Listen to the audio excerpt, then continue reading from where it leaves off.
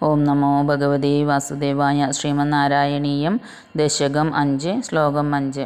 തത്രാസൗ ത്രിഗുണാത്മകോപി ച മഹാൻ സത്വപ്രധാന സ്വയം ജീവേസ്മിൻ ഖലു നിർവികൽപ്പമഹമിത്യുദ്ബോധനിഷ്പാദകഃ ചക്രേസ്മിൻ സവികൽപ്പബോധകമഹം തത്വം മഹാൻ ഖല്യുസൗ സമ്പുഷ്ടം ത്രിഗുണൈസ്തമോദി ബഹുലം വിഷ്ണോ ഭവത്പ്രേരണാത്.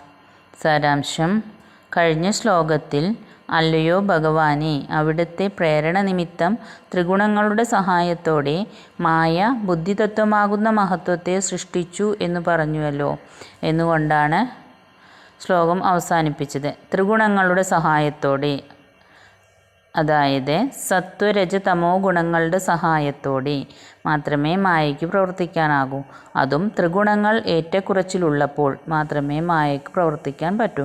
ഓരോ ജീവിയിലും ത്രിഗുണങ്ങൾ വ്യത്യാസമായിരിക്കും. ചിലരിൽ സത്വഗുണവും ചിലരിൽ രജോ ഗുണവും മറ്റു ചിലരിൽ തമോ ഗുണവും ഏറിയിരിക്കും. കരുണാമയനായ ഭഗവാനെ, അവിടുത്തെ പ്രേരണയില്ലെങ്കിൽ ഇങ്ങനെയൊക്കെ സംഭവിക്കുമോ?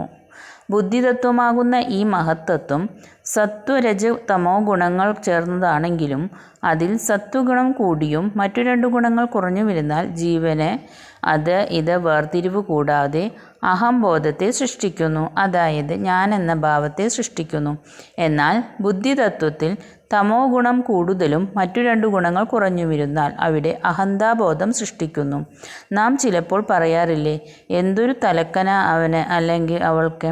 ആ അഹന്താബോധമാണ് അഹങ്കാരം അല്ലെങ്കിൽ അഹങ്കാര തത്വം എന്ന് പറയുന്നത്. ചുരുക്കി പറഞ്ഞാൽ, ജീവൻ സത്വഗുണപ്രധാനമായി വന്നാൽ അഹംബോധവും തമോ ഗുണപ്രധാനമായി വന്നാൽ അഹന്താബോധവും ഇല്ലെങ്കിൽ അഹങ്കാരവും ഉണ്ടാകുന്നു. പ്രപഞ്ച നിലനിൽപ്പിന് ഇവ രണ്ടും അത്യന്താപേക്ഷിതമാണ്. ഹരേ കൃഷ്ണ. സർവം കൃഷ്ണാർപ്പണമസ്തു.